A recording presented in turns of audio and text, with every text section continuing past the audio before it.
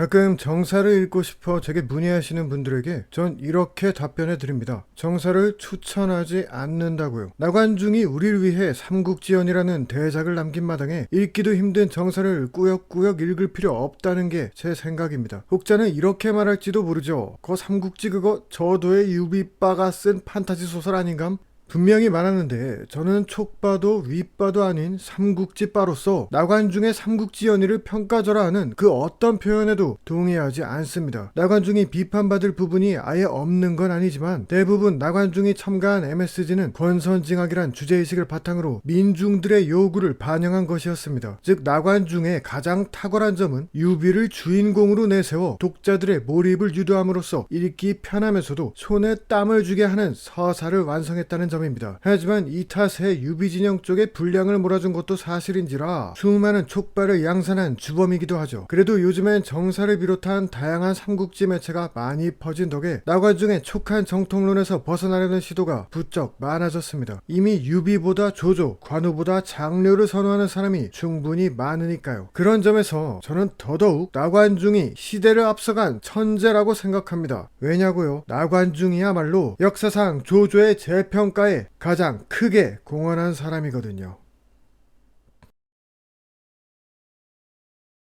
삼국지연의를 재밌게 만든 나관중의 비법 중 하나는 라이벌 구도의 부각이었습니다. 장비와 여포의 라이벌리를 예로 들면 이 둘은 정사보다 자주 부딪히면서 그때마다 재미있는 장면을 연출해요. 얼핏 비슷한 타입의 인간 같지만 실제로는 배신을 밥 먹듯이 하는 비열한 여포를 정의의 친구 장비가 만날 때마다 개같이 갈구는 구도였죠. 실제로는 장비가 여포보다 훨씬 뛰어난 장수임에도 여포는 장비와 라이벌 구도를 형성한 덕에 순수 무력으론 장비조차 뛰어넘는 괴수로 재탄생할 수 있었습니다. 또 삼국지에서 절대 빠질 수 없는 제갈량과 사마의의 라이벌리도 있죠. 나관중은 사마의를 제갈량에 어울리는 맞수로 만들기 위해 장합을 제물로 바치면서까지 상향을 시켜줬고 이 덕에 사마의는 정사보다 더 뛰어난 무결점 지휘관으로 개떡상했습니다. 자, 그렇다면 우리의 주인공 유비의 라이벌은 어떨까요? 주인공의 라이벌 바로 조조에게 나관중은 어떤 캐릭터를 주었을까요? 나관중의 선택은 이른바 영웅 조조였습니다. 나관중이 소설을 집필하기 이전부터 민중들 사이에선 유비가 닥치고 짱이었어요. 장비는 미남의 미인을 잘 그렸다는 설정까지 더해져 민중들이 만든 삼국지의 첫 번째 주인공으로 등극했으며 관우는 아예 신으로 격상돼 추앙의 대상이 됐죠. 이 상황에서 매번 유비를 가로막는 조조는 민중들에게 있어 천하의 쌍놈 그 이상도 이하도 아니었습니다. 마침 서주에서 수십만 백성을 학살한 전과까지 있던 조조는 민중들에게 빼박 증오의 대상이었죠. 때문에 악의 화신 조조와 인의지사 유비의 압도적 대비는 당시 거리의 만담꾼들에겐 관객들의 호응을 유도할 수 있는 최고의 장치였어요. 그러나 이걸로 소설을 만드는 나관중의 생각은 달랐습니다.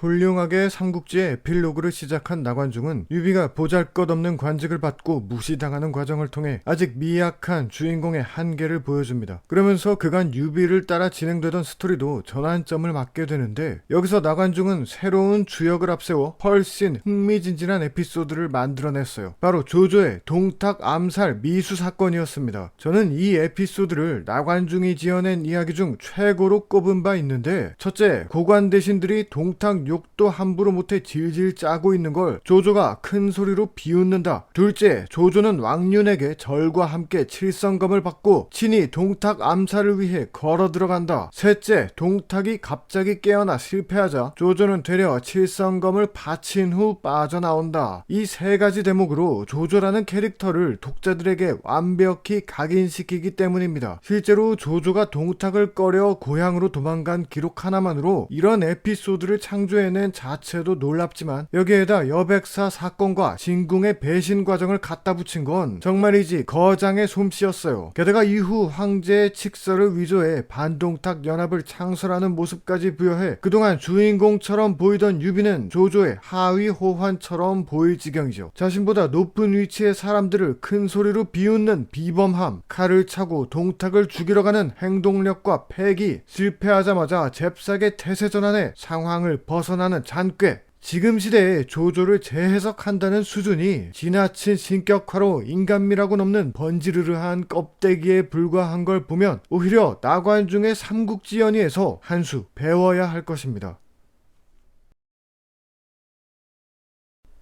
나관중과 반대로 위 정통론에 입각한 진수는 조조가 망신당한 몇 이야기는 아예 정사에서 빼버려 비판받습니다. 그런데 조조의 흑역사를 어물쩡 빼버린 건 촉한 정통론의 나관중도 마찬가지였어요. 정사에는 협천자로 기세등등해진 조조가 대장군에 올랐다가 원소가 분노했다는 소식에 쫄아 허겁지겁 대장군을 원소에게 바치는 되게 없어 보이는 모습이 나옵니다. 실제로 조조는 원소의 지원을 받아 사는 처지였고 가족을 보내던가 네가 그냥 직접 와라는 원소의 요구에 거의 응할 뻔하기도 했죠. 그런데 소설엔 이런 사실들이 전혀 나오지 않을 뿐 아니라 원소가 군량을 요청하자 아량을 베풀 줄도 알아야 한다며 군량을 보내는 오히려 원소를 지원하는 모습을 추가해줬습니다. 심지어 조조가 백성들에게 칭송받는 부분까지 등장하는데 하북의 백성들이 조조를 찬양하는 장면은 손발이 오그라들 지경이에요. 이 장면에서 조조는 어느 고을의 어르신들 앞에서 조용한 곳에서 소란을 일으켜 죄송하다고 하는데 이에 대한 어르신들의 대답이 걸작이었습니다. 예전에 천문에 능한 은규라는 사람이 50년 후 이곳에 귀인이 나타나 혼란한 세상을 밝게 비칠 것이라 했지요. 지금 딱 50년이 되었으니 이는 분명 조조님께서 어질고 의로운 군사를 일으켜 원소를 무찌른 걸 말하는 게 아니겠습니까? 이제야 백성들이 태평성대를 누리려나 봅니다. 자, 이 이야기는 사실 정사의 저자 진수가 조조를 신나게 빨아보려고 어딘가에서 가져와 집어넣은 이야기입니다. 조조는 태생부터 선택받은 사람이란 낯뜨거운 소리죠. 근데 나관중이 이걸 가져와 무려 백성들의 입으로 푼 겁니다. 진수보다 한술 더 뜬 거예요. 아마 이 대목은 당대 많은 이들을 아연실색해 했을 거란 생각이 듭니다. 조조에 대한 나관중의 묘사는 그만큼 파격적인 수준이었어요.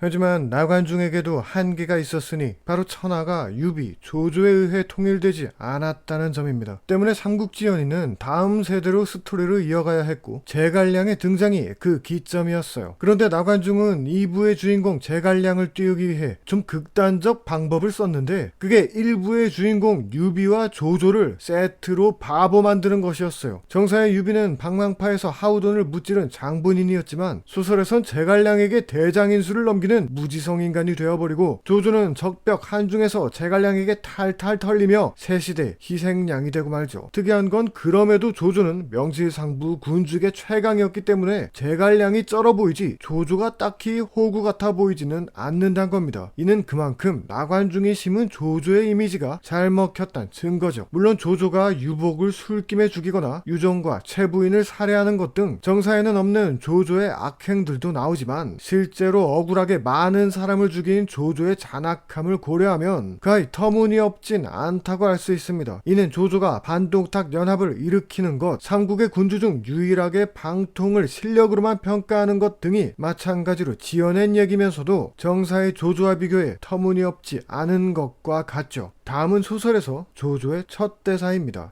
이놈 장양 장보야, 어디를 달아났느냐? 황건적의 수괴인 장양과 장보가 조조의 보스에 그만 쓸개가 콩알 만큼 오그라들었다고 묘사되어 처음부터 나관중은 조조를 간사한 악역으로 묘사할 생각이 없었습니다. 오히려 간지나는 영웅으로 만들려 했어요. 그럼에도 촉한 정통론자인 나관중이 조조를 좋아해서 이랬을 거란 생각은 쉽게 들지 않는 게 사실입니다. 그렇다면 나관중이 조조를 주목한 건 오히려 유비를 남들과 다른 시각으로 봤기 때문은 아닐까요? 자, 오랜 세월 삼국지는 1차원적인 선역과 악역의 대결 구도였습니다. 하지만 나관중의 눈에 삼국지란 하필 조조라는 괴물과 같은 시대에 태어난 유비의 처절한 싸움이었던 건 아닐까요?